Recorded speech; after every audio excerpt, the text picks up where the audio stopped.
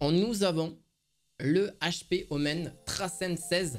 Donc c'est un PC portable qui est équipé enfin du dernier matos provenant de chez Intel et Nvidia en prime d'une sublime dalle mini LED. Donc vraiment et un ordinateur extrêmement fin, même si on peut trouver quelques petits inconvénients. Et je vais vraiment vous énoncer un petit peu la chose.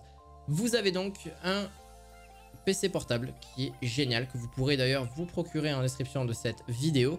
Avec un petit pouce bleu et un petit abonnement pour ceux qui ne sont pas abonnés à cette chaîne, n'hésitez pas à cliquer sur ce bouton. On est parti, donc c'est là pour vraiment avoir un avis complet sur le sujet, ça va être une petite vidéo de 10-15 minutes. En gros, ça va se référer sur le processeur, c'est un i9 13900 HX.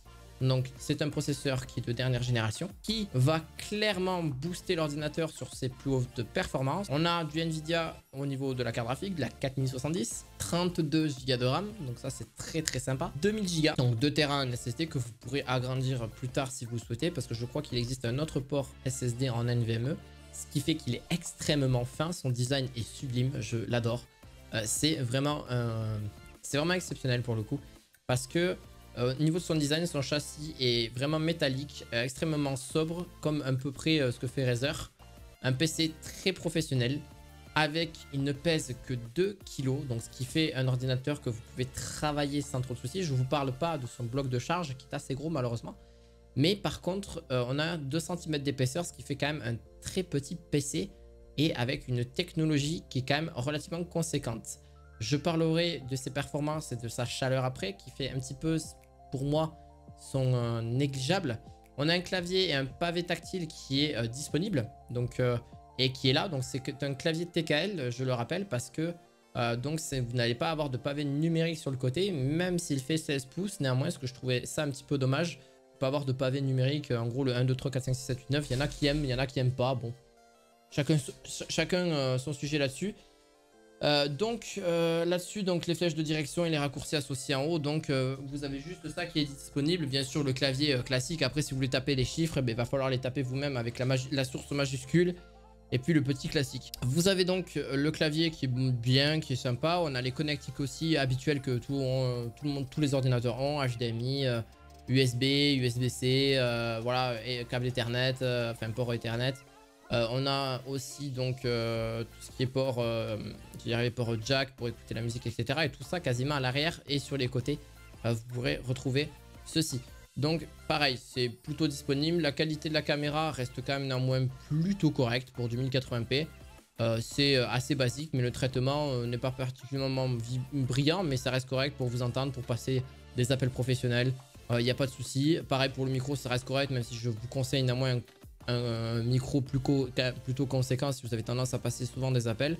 Un micro casque ou un micro cravate, ou un micro tout court sur pied en USB, ça peut être beaucoup plus sympa.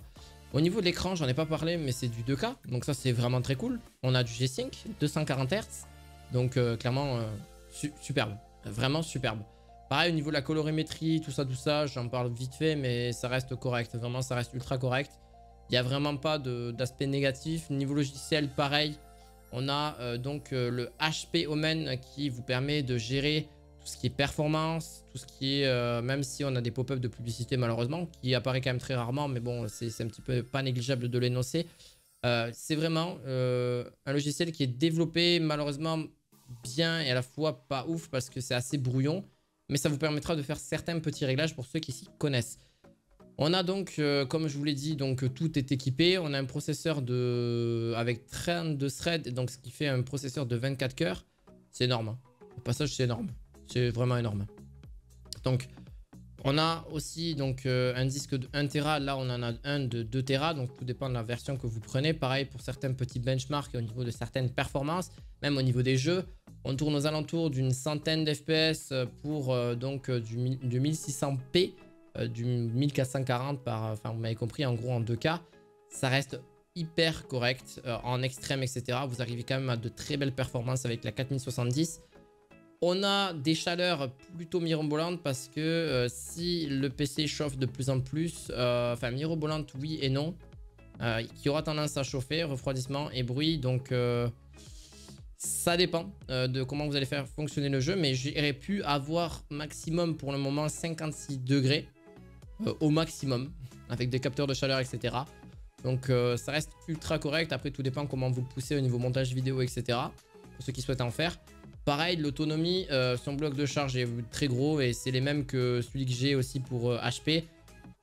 C'est bien, mais c'est malheureusement le cas, c'est que si vous ne le branchez pas, vous n'aurez pas toutes les performances que vous souhaitez avec cet ordinateur parce qu'il n'a qu'une batterie de 97 Wh, ce qui quand même permet d'avoir une petite autonomie assez sympa d'environ 3, 4, 5 heures en fonction de l'utilisation que vous faites.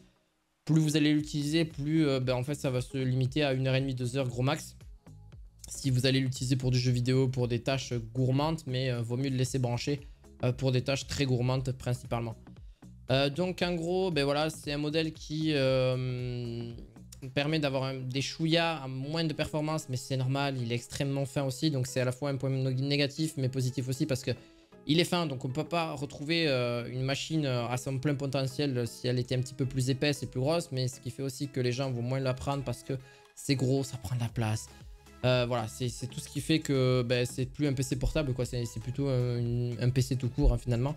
Là-dessus, mais là non, ça va, c'est vraiment bien mélangé, tout le dispositif est là, donc voilà, c'est vraiment les aspects positifs que je prends, hein, très clairement. Le mini LED il fait vraiment partie, c'est vraiment pour tenter d'adopter une bête comme ça. Le HP Omen Trasen 16 vaut vraiment le coup, pour ceux qui souhaitent passer à l'action.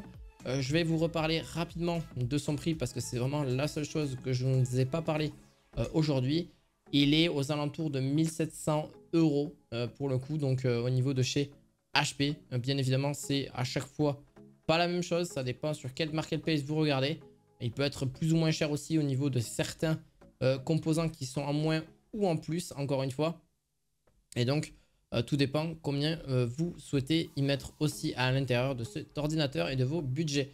Bref, j'espère que cette vidéo vous aura plu. N'hésitez pas à mettre un petit pouce bleu et à vous abonner à cette chaîne. On se retrouve très prochainement pour une autre vidéo high-tech à la fois prochaine. Ciao, ciao!